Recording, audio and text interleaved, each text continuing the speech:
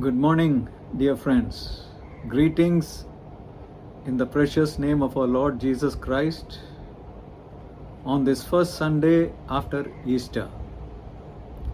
I thank God for the privilege of sharing this word today, and our pastor, Reverend Dr. Paul Swaroop, for giving me this opportunity. The theme for our meditation this morning is joy and peace, power and new life are given through the resurrection of Christ. Joy and peace, power and new life are given through the resurrection of Christ. There are at least 3 portions of scriptures in today's reading from the book of Acts chapter 4, from John chapter 20, and 1 John chapter 1.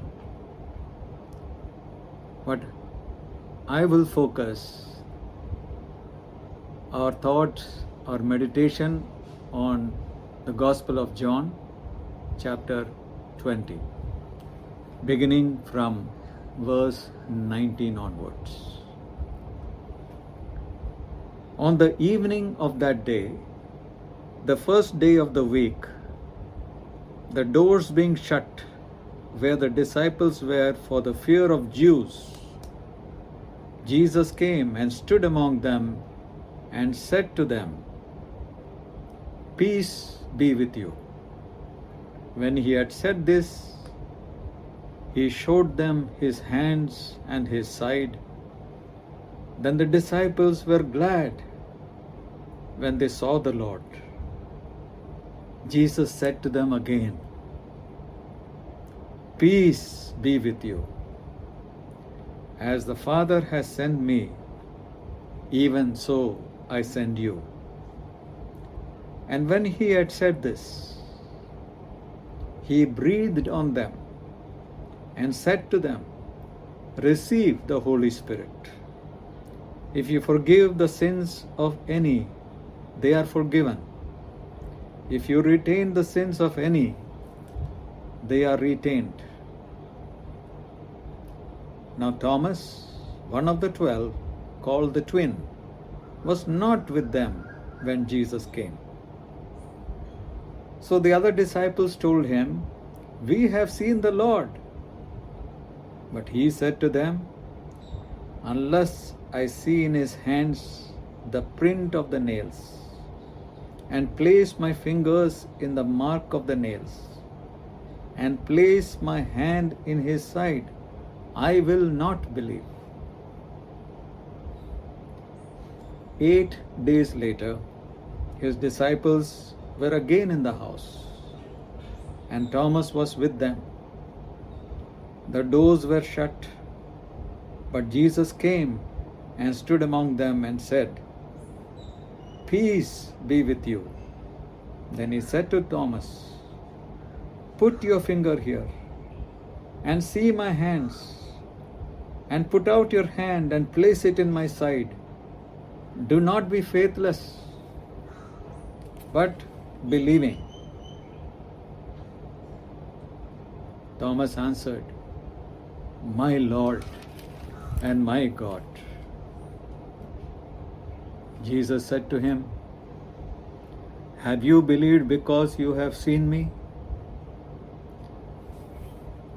Blessed are those who have not seen me and yet believe." Now Jesus did many other signs in the presence of his disciples, which are not written in this book. But these are written that you may believe that Jesus is the Christ, the Son of God, and that believing you may have life in his name. Before we start the meditation on this portion of scripture, shall we bow down our heads and pray? Our loving Heavenly Father, We thank you for the privilege of hearing your precious words, the wonderful words of life. We thank you that you are risen indeed. And we thank you that you are in our midst wherever we are. We thank you, Lord, that your words will inspire us, encourage us, build our faith, and you will touch each one of us in the point of our need. We pray you will lead us by your Holy Spirit this morning, so that the words of my mouth and the meditation of all our hearts are acceptable in your sight, our Lord and our Redeemer. In Jesus' name we pray. Amen. Dear friends, last Sunday, the Easter Sunday, Reverend Paul Swarup gave a wonderful message. And he shared with us about the empty tomb and how Mary was the first woman to get there and how her sorrows was turned into joy, and how she was instructed to go and share about his resurrection to the other disciples. Now, today's meditation has happened on the same day. Mary had come early morning to the tomb, but the incident that we read here happened in the evening of that same day, the first day of the week. The setting is of a room where the doors are shut. There are a group of men in fear, in great uncertainty, disappointment, grief, sorrow, troubled in their hearts. In that room, all the disciples are there except Thomas, about whom we shall think about later. That very situation, the presence of the living Christ, the Lord Jesus Christ, comes in their midst, in a closed room, locked doors, and he utters the very words which was needed for them to hear. They have seen Jesus before his death. They have seen him say peace, and the whole nature will obey. In the boat with the disciples, the storms are raging. These expert fishermen are afraid that they are going to sink, be destroyed, drowned.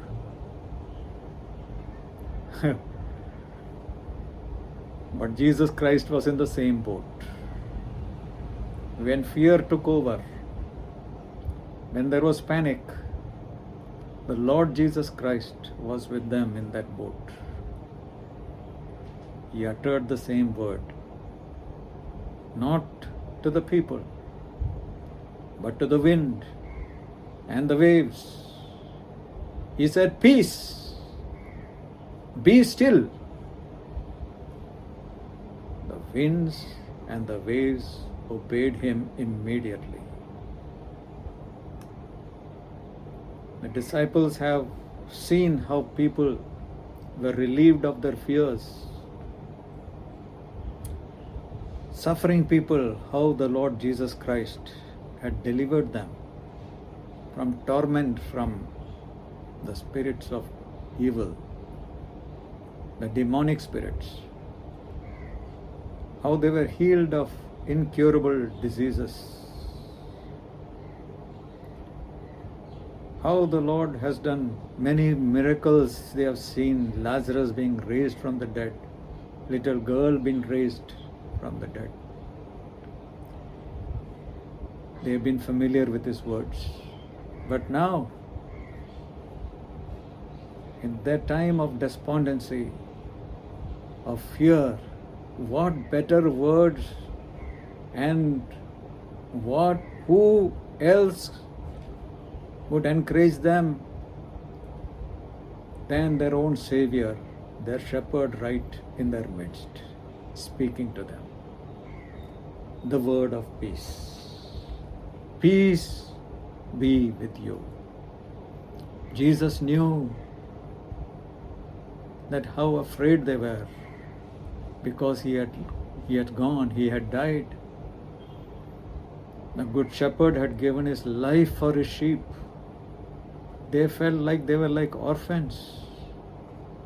Who else to turn to?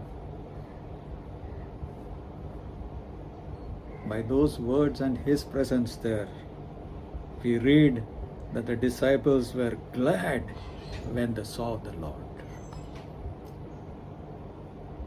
The relevance of resurrection of Jesus Christ for us today. Since Jesus Christ is resurrected, he is alive, and we who believe in him, the fact that he not only died for our sins, but he rose again. And he promised, I will never leave you, I will not forsake you. Because of his resurrection, his presence is with us always. He gives hope to those who are afraid of their particular situation. Afraid either of their life, their lives of their loved ones. Fearful and living in uncertainty, almost giving up hope. Oh dear brothers and sisters, the Lord Jesus Christ, the resurrected one, speaks the word of peace to you. He is the Prince of Peace. When he speaks the word of peace, receive it. And when we have Christ in our lives, and when our storms are raging, he is not left our boats. He is with us. Let us trust him. Peace is one word that I wanted for us to think of from this passage of scripture, because the word peace is mentioned at least 3 times in this portion of scripture, spoken by the Lord himself. May the Lord give us peace. And he does. Just believe him. We are reminded in the scriptures, Apostle Paul reminds us in Philippians chapter 4, he was in the Roman prison, and from the prison he writes to the church in Philippi, because they have been going through persecution, very difficult times. And he writes to them, be not anxious for anything. Do not be anxious for anything, but by prayer and supplication, with thanksgiving, let your requests be made known unto God. And the peace of God, which surpasses all understanding, shall guard your hearts and minds in Christ Jesus. The peace of God is available to us. The Prince of Peace is there to give us peace in our situations. The second word that I would like for us to think about is faith. This is where we read about Thomas. He was not there along with the other disciples when Jesus spoke the word of peace. And he did not have at that time the privilege of seeing Jesus. But when his disciples told him that they have seen the risen Christ and how he spoke to them, but he said, unless I see in his hands the print of the nails and place my finger in the mark of the nails and place my hand in his side, I will not believe.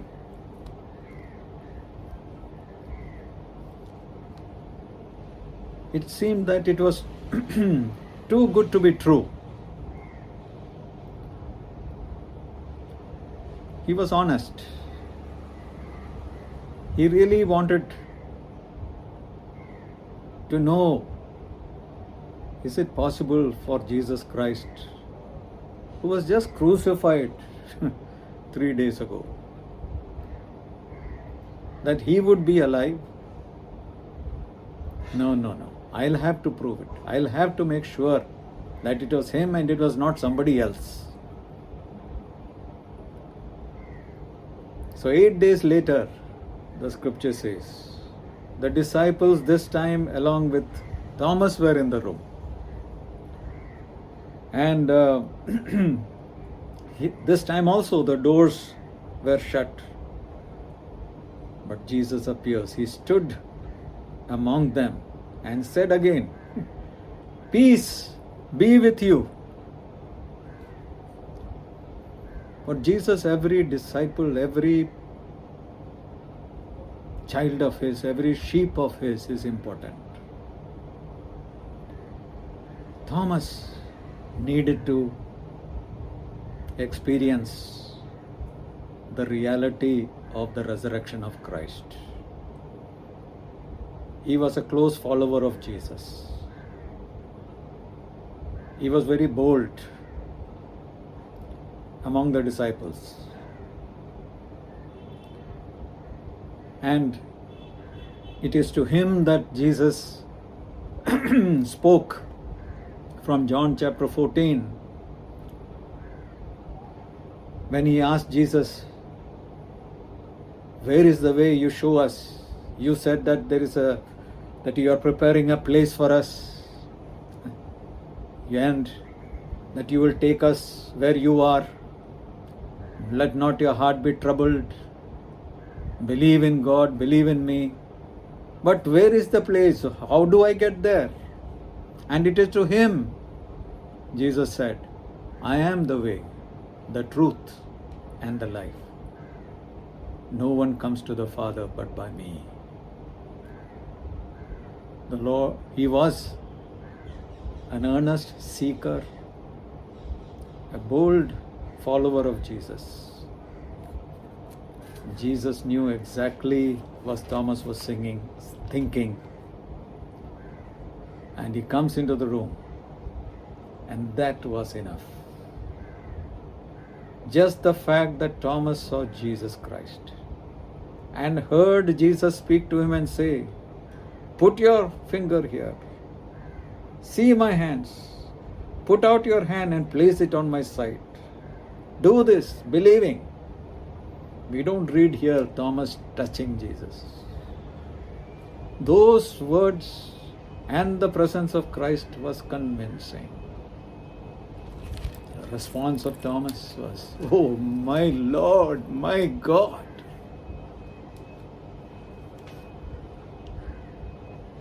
Faith was quickened in him.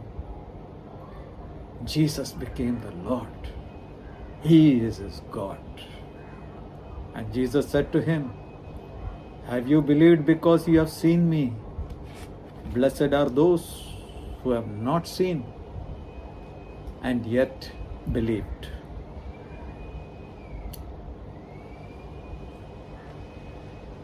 Remarkable statement by Jesus to Thomas, because it is relevant in our lives. There are so many who have not seen Jesus and yet believe.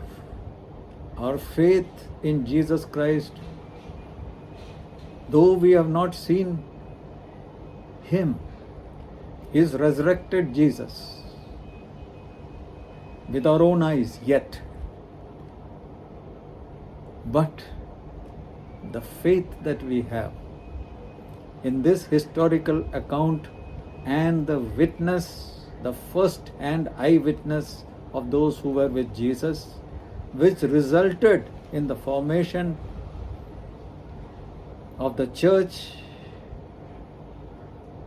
and from the first century onwards, the Church of Christ has been growing as more and more and more and more and more people came to know and believe in the living Christ without seeing Him. The message of the Christ, His resurrected Christ, has gone all over the world through those who believed in Him, because there is great hope through faith in Christ. So the largest number of people who follow Christ, percentage-wise, is the highest in the world. Bible says that Jesus did many other signs in the presence of His disciples, which are not written in this book, but these are written, which we heard today. Just a small portion, yet most important, because our faith in the resurrection of Christ makes all the difference. Whether we have life with God, whether we can experience peace and joy, whether we can experience the power of the Lord through His Holy Spirit, it all depends on our faith. These are written that you may believe that Jesus is the Christ, the Son of God, and that believing you may have life in His name. I wonder, to those who are listen to this message, if there are those who doubt, this is an opportunity to believe in the reality of the resurrected Christ. Through faith, you will experience the living God. You will experience answers to your prayer, because you are praying to a living God. He hears us. He knows our needs. And yet, as we trust Him, pray to Him, He is God who hears us. The scripture says, anything if we ask to God according to His will, He will hear us. God hears us because He is alive. Jesus Christ is alive. Our shepherd, the good shepherd who gave His life for us, is alive, because He laid down His life and He took it back. Let us proclaim this good news, this reality of the presence of Jesus and His message to those who are living in fear, troubled, uncertain, without hope, going through different challenges of life. Let us pray for them. Let us share this message, this good news of God.